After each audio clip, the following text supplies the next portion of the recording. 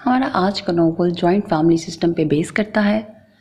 Heroine की mother की death हो चुकी है, उसके फादर दूसरी शादी कर चुके हैं और हीरोइन बचपन से ही अपनी मदर की डेथ के बाद अपने नाना नानी के घर आ जाती है, जो कि जहाँ पे एक बहुत बड़ी फैमिली रहती है, यानी कि नाना नानी, उनके आगे से बेटे, उनके आगे से औलादें। तो हीरोइन के मामू और ममानी और उसके नाना नानी का ये घर होता है।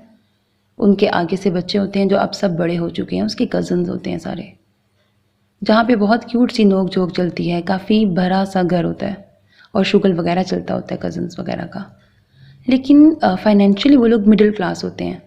जबकि अगर हीरोइन के बैकग्राउंड की बात की जाए, यानी कि उसके वो फादर जो कि उसको छोड़ चुके हैं, वो बेहद अमीर होते हैं।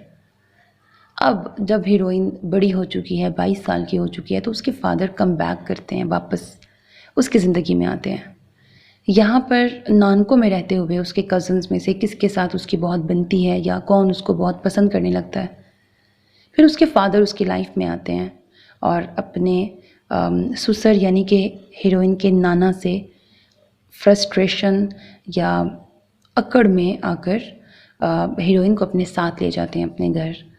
और वहाँ पर एक और इसका कज़न होता है जो कि इसको लाइक करने लगता है।